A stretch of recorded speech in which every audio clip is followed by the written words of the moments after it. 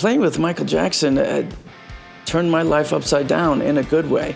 You know, I was playing in Hollywood. I think I was in 6 or 7 different bands, hoping that somebody important would notice me so I could get a record deal. And I went from 0 to 1,000. You know, from one of many, many hundreds of bands in Hollywood, hoping to get ahead to the biggest pop star in the world.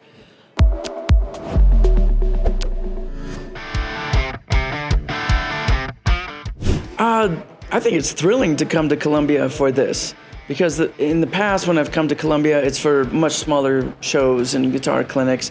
So to come for a raging, enthusiastic Michael Jackson fans is the bomb.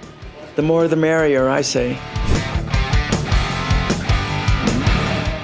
This show is a real spectacle. They've put a lot of effort into bringing the excitement from the original Michael Jackson show to wherever we perform.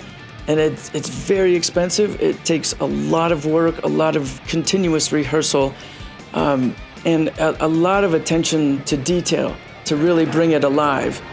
And I've played with probably 9 or 10 different tributes, and this is one of my favorites, just because it's so professional and so top-notch. So I know people are gonna love it, especially people that never got to see Michael live. This is the best you'll get. Yeah, playing with Michael Jackson turned my life upside down in a good way.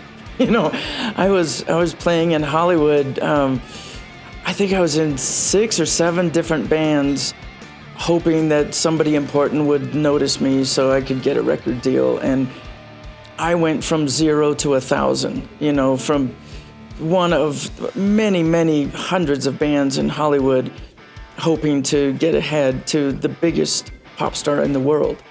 So, you know, he's a huge part of my history. For 10 years, that was my life. So it's, you know, I hold him near and dear to my heart. When I got the gig, I couldn't sleep. You know, I would work on the music till midnight or 1 in the morning, and then I would wake up at 3 for no reason, because my head was just buzzing and I couldn't sleep. So obviously it was the most exciting thing in the world to me. Oh God, it was thrilling to play next to Michael Jackson.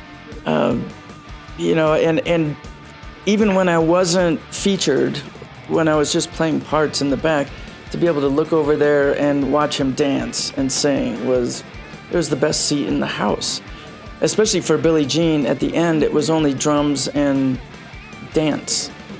And I didn't have to concentrate on playing, so I would just watch him improvise every night. It was spectacular.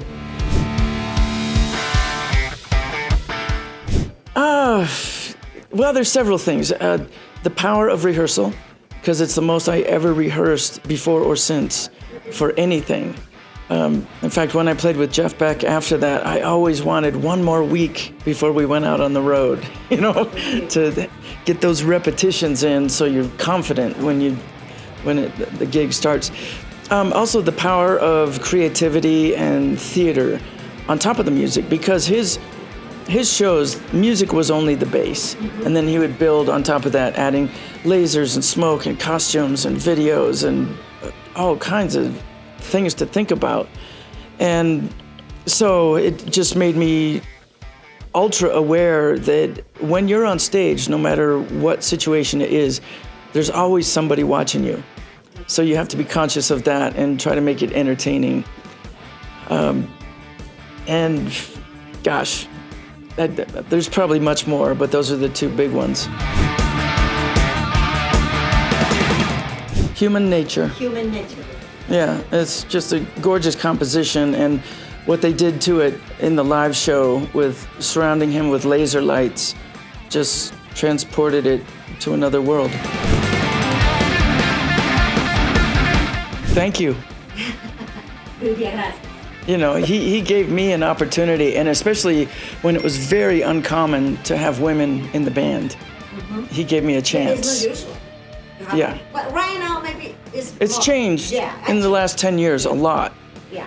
But in 1987, it was very unusual. Hello to Kienyke. Jennifer Batten here.